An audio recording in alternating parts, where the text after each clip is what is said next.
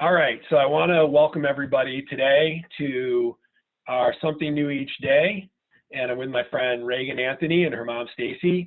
And today, Reagan is going to teach me how to apply for an absentee ballot in the state of Ohio. Now, I'm guessing this process is probably the same in most states where you can get an internet connection, but I'm not sure every state in the country actually has internet connection, wink, wink. But we're going to try it out here in the great state of Ohio. So Reagan, welcome. Thank you for teaching me today, and the screen's all yours. Walk me through it. So in any other state, if the process is different, you can actually go to vote.org and they will give you a walkthrough on that based on your state and your county. But for the state of Ohio, you have to request an absentee ballot for each different election you want to vote in. So if you requested one before, that doesn't really matter, you have to do it again.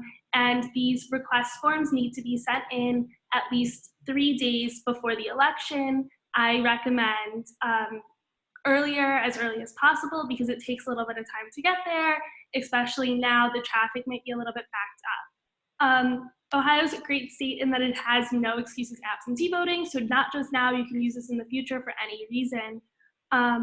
So the first thing with registering or requesting for an absentee ballot is you must already be registered to vote. So on the Ohio Secretary of State website, which is Ohio SOS, you'll be able to go to the voting page, at which point you can click here to check your registration.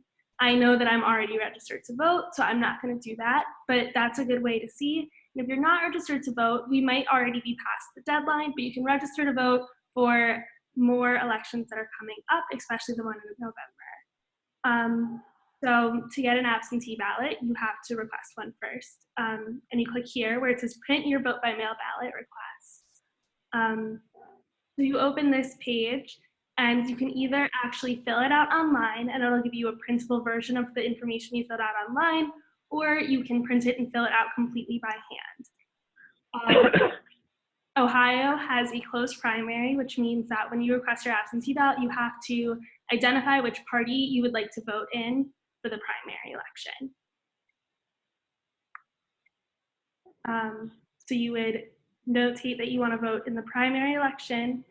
You can say you want the political party ballot, and you say which political party you identify with. You need to fill in the date of the election, which is now April 23rd, 2020. You cannot do this form for all of the elections coming up. You need to mail individually different forms for each election you want to register and request a form for. So once you print it out, or you fill it in, and then with that information, you are going to print it out.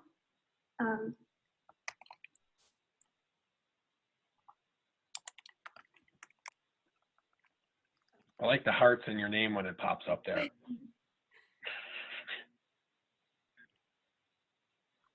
That's how I keep track of who is who.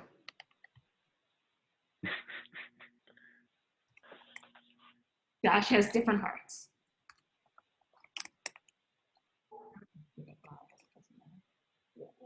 Okay. You fill it. So after it was filled out, what would you do next? So after it was filled out, you're going to print it out. Right now, it's a really difficult time for people who don't have printers because there's no public libraries which are open, and there's no real solutions for that. So in any other time, you'd be able to go to a public library and print out your absentee ballot request form. Right now, that sadly is not an option. But once it is printed out, if you do have the ability to do that, you need to mail it in to your county board of elections. So for me, that's Cuyahoga County. If you are unsure the address or you don't know which county you live in, you can go and you can check that in the Secretary of State's website under elections and voting. It also says you can find it right here on the same page. Once you mail it in. I have a question. So if my neighbor has, I know you're not, if I didn't have a printer, but my neighbor had one, would it be possible for me to have my neighbor fill it out and tape it to my door? Your neighbor can print out a blank form for you, but you shouldn't have anyone else be filling out your absentee ballot request. Got it. You also cannot send in your absentee ballot request with people who live in the same house as you. For the state to be able to keep it straight, each person must send in an individual envelope for their request form. I heard you don't have to put a stamp on it. Is that true? That's not true for the request forms. However, it is technically true of the actual absentee ballot.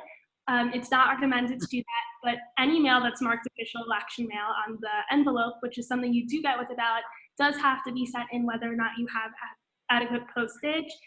That's not a really widely or well-known law, so it doesn't always happen, which is why it's not something you should rely on.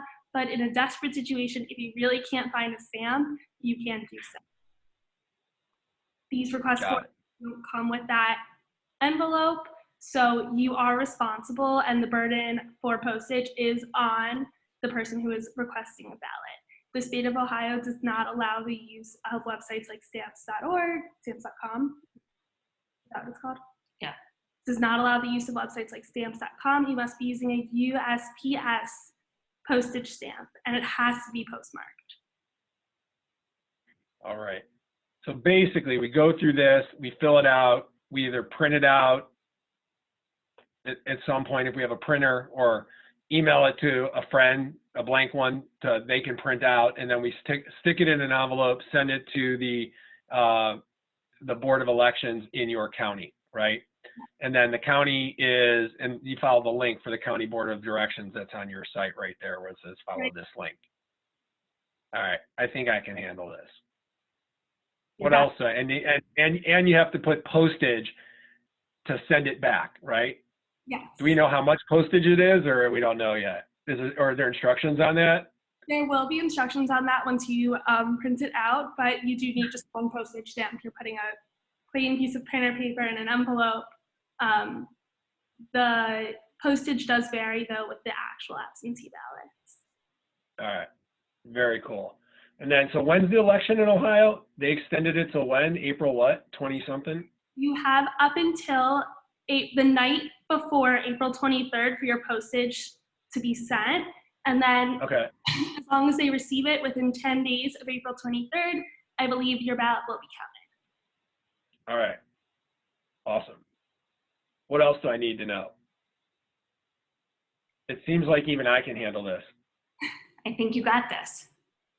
All right. I was able to figure it out this morning, and I printed out mine and my son's. But you did yours already too? I did mine this morning, and I printed my son's out as well. And I did mail them in 2 separate envelopes. So it is. Oh, I do have one question. If you already did this, like let's say you voted absentee prior, like when the primary was in I don't know, what was it, March 20-something or 17? Mm-hmm. Do you have to do it again, or does that one just count? That one counts already. You already sent it, and it will be counted. All right, got it. Perfect. All right. Anything else you want to add? That's it. Just make sure that you put down which party's primary you want to vote in, so you can vote for all the candidates you want. If you don't identify with the party, you can also request an issue-only ballot. That does exclude you from voting for candidates, but does allow you to vote on really important issues in your. All right. Awesome. This was super helpful. I really appreciate you doing this, Reagan. Thank you. And the extra commentary by your mom too. She was very enlightening. We all understand and we're on the same page. You know? All right. Sounds good. Thank you. All right. Thanks, Thank David. you.